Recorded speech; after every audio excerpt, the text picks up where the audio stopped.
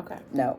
Yeah. Because one of the things that I noticed really strongly in the videos was the way you had applied the feedback from before. So I saw a lot of really student engagement and collaboration. Good. And you're right. If you're not used to that, it's a big lesson in teaching that we're in control, but we're not doing the hard work. They are, right? Yeah. And so we have to hand over control and learning to the kids. Yes. Right? Yes. And I enjoyed that, actually. Yeah. I had a good time with it. I saw lots of equitable talk structures and movement, right? So kids, again, especially adolescents, or even adults, right? Need to stand up and move around. So starting off with the four corners, getting kids moving and engaging. Just want to set the expectations right off the bat from the lesson that the expectation is that you're collaborating and learning from each other. Yeah.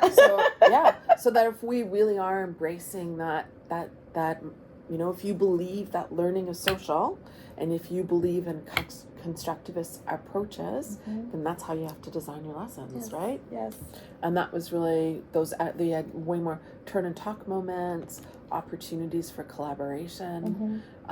So that was so that's why I was surprised, because I didn't see that clunkiness that you were referring to. I was able to cut a lot of it out. Okay. You had talked more about formative, like one of the standards is using data, right? And I saw lots of formative assessment in that lesson. And so I'm just trying to figure out, what is your definition of formative assessment, or what does formative assessment mean to you? It means an opportunity to see what a student's understanding of a particular topic or a particular subject. So it's just gauging how much they know and how much they've learned in any way, shape, or form. So it could be a formative question in a dialogue. It could be, pen and paper, but a lot of times it can be just watching what students have to say, observing their conversations. So that's another way that I assess, definitely. So I saw lots of, even right off at the beginning, the four corners is a type of formative assessment, just to check in and see where everyone is in their emotional state to approach learning, right? And how they're feeling, especially coming off of a break. And it was the first class coming back after break. You did thumbs up, thumbs down, right? Yeah, I did. That's also a way of collecting data formatively about where kids are and who to check in with. When you're doing your annotations, right? Having them peers collaborating, and that frees you up to actually go and check in, and that's exactly what you're doing. At one point you looked over and go, I think you're having problems with this. Like, you could tell by what they were doing.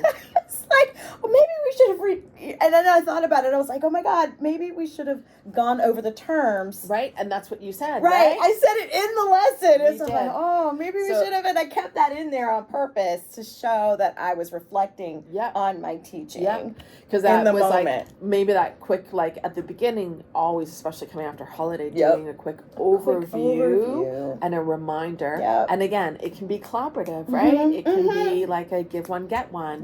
Before the holiday, what do you remember about annotations, or what do you remember about poetry devices? It's really, it can be a Kahoot. It can be something super quick. I could have done a quick, and I thought about it. But later. All of those things were collecting formative assessment. So I thought, because I know when we had talked, you had said you didn't feel like you had a lot of formative data, but in the lesson I saw you collecting lots, right? And the what happens a lot of times is, we use that data really intuitively, and we don't even know that it's formative data, right? Yes. And so then the next step really is, how do you document it? So, and that's something I'm actually now doing with Trevor, is like, how do you document learning? Right.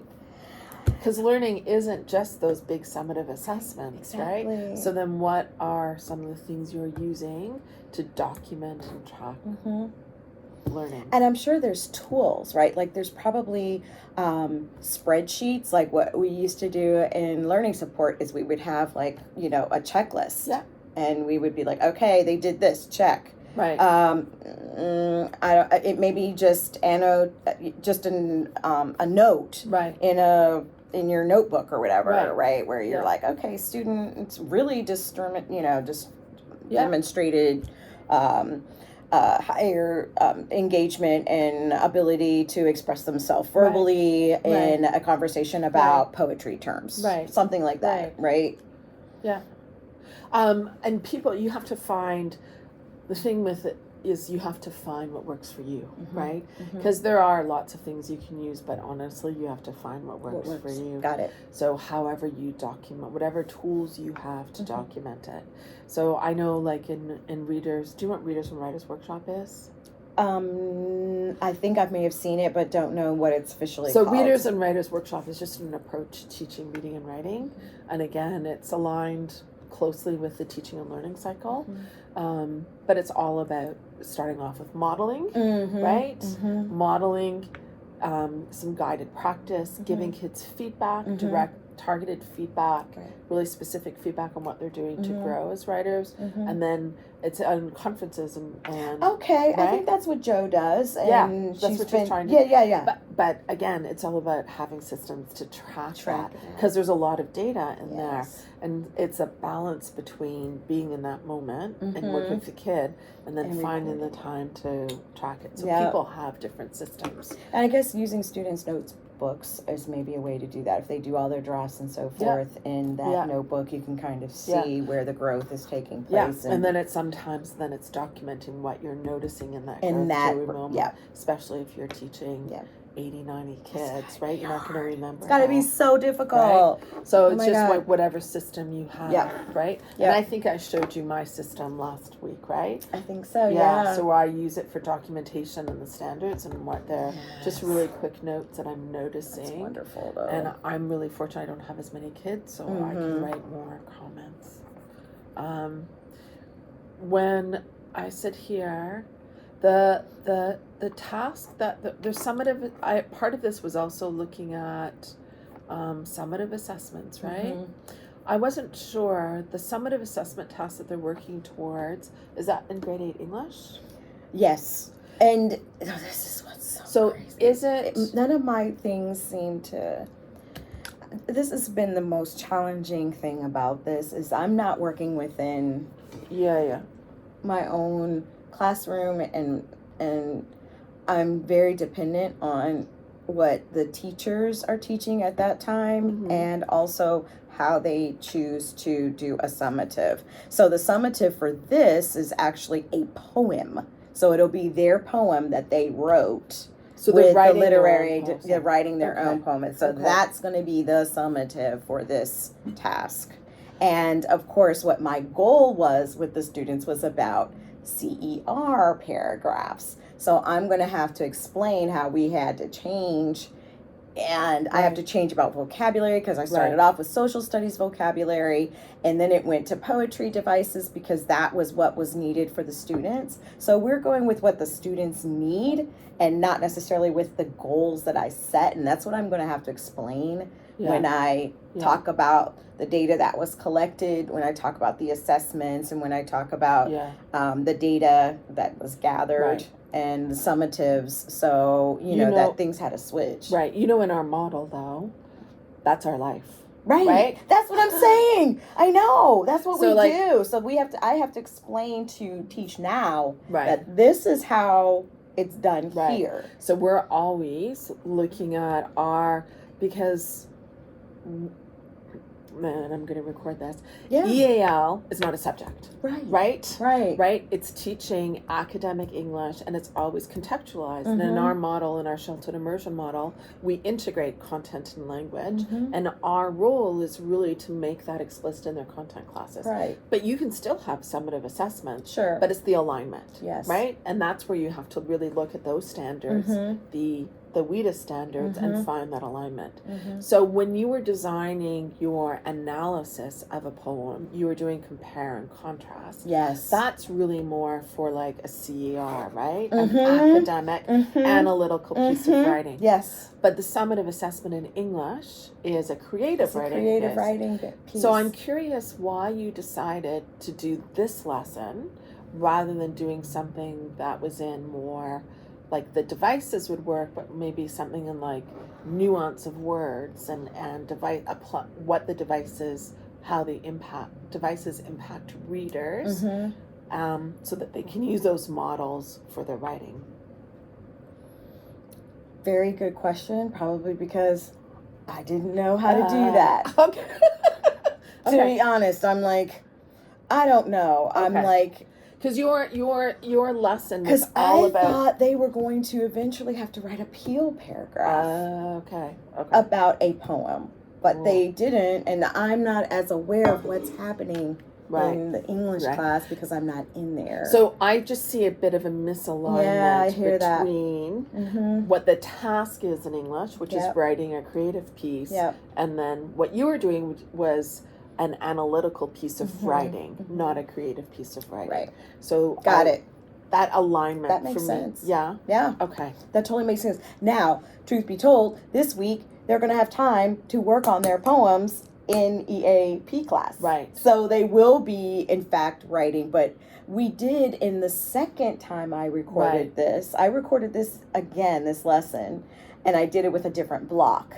And we did go more into analyzing the devices and seeing more and answering questions as to, well, how did this particular poem make you feel? And then what were the devices that were used that made you feel that way? So in the second time I did this, I rejiggered it, same lesson, but in a different way. And that's right, when you get the opportunity to teach lessons multiple times, you'll find that by the time you do it, whatever that X time, the nth time, you'll notice it's a lot smoother, and those transitions are a lot smoother. Yep. So I thought it was a lot better, and I totally approached it in a similar activities, same types of things, but it was more of the asking students questions about those devices instead of focusing on analyzing that poem. It worked up with that poem as an example. Exactly. And then there were questions more like, okay, so what created the mood? What created the tone? How was it structured? Right, to give that particular feeling of comparison and contrasting and that. And that's kind of what you want to be able to do, right? Yeah. Before you can have kids write something, you want them to see what models actually look like. And the more multiple models, it's all about modeling, right? Yes. So those models help, but the task, the modeling is you want to show those examples that they can look at it from a writer's eyes, so that when they go to write their own, they have those models that they can try and apply. So they understand the intent.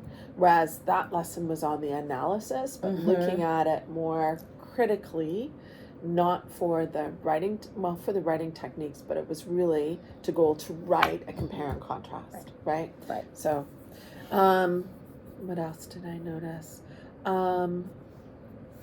I like, and you also, when you were having to annotate, asking them to annotate, you actually had the visual, the examples up. Did you actually have? It wasn't the same poem. It wasn't the same poem. And that would have been better if it had been the poem that you had modeled. So modeling. Yep. So even if you do it where you could do it together with them. Right. Yes. Right? Yes. So that's where you have document cameras. Yep. And you could go through and model what some of the things you're noticing, and then get the kids to go and notice some of the things they're noticing, because they're going to notice different things. So absolutely. Yeah. When you were talking about annotations, did you, because it wasn't in this one, did the kids already know what annotate meant? They already knew. They had a lesson about annotating, and we did have a slide that showed them, and we did go over that. I may have cut that out of the video, that we did kind of go over what is annotation, why is it important. And it was interesting, the feedback that I got from students in the second time that I did it, because we actually got to the what did you learn? Yeah. Right? Because in this video, I did not get to the what did you learn? Right. But when I did it with the second class, they were like, oh, I learned that annotation can be really helpful. Oh, that's good. I was like, that's insightful. Wow. You know, I was like, whoa, that is really cool. That's right? nice. Or I learned that I could read a poem and understand it. Yeah. That it just because it's a poem doesn't mean that automatically I can't understand it. If I break it down, some of the feedback that I got was just like from the second time I did it. Yeah. I felt really good about that's it. Good. And I let them know the reason why we're doing this is to help you write your poem. Right. So that you can see how one author used imagery. Yeah. And it's to help you write your link poem. Then it becomes really clear. Yeah. I think I did that in the second. Yes. I'm just really curious, when you were going around and helping the kids from their responses to look at, like, when you were doing what they knew, what they wanted to know, and you just shared some of that feedback, what are you doing with it? Like, what are your next steps? My next steps are trying to find ways to emphasize that when it comes up in the lesson, because I know what's coming ahead. So I try to really point out, like, oh yeah, here in the second stanza, which you didn't maybe see, here is the explanation of what they were doing at 9 a.m. in a car, right? Because one of the students asked, what are they doing in a car at 9 a.m. all dressed up? Yeah. And I was like, here it is. They're on their way to his architect's office, you know? So we did go back and kind of address some of those. Yeah. Not all of them, honestly, but we did address them. Yeah. And that's the important part of it, formative assessment, right? It's the feedback. It's the feedback. Yeah. But what can the students do with it? But then what do we do with it to inform our own instruction and next steps? And I even kept it. I have it. I have all of their questions and all of their feedback to help me when I go to write about this and the feedback and so forth. And and the collecting of the data, right? And that's part of that. That's part of my documenting of the data, right? That I've collected. Yeah. So, but I'm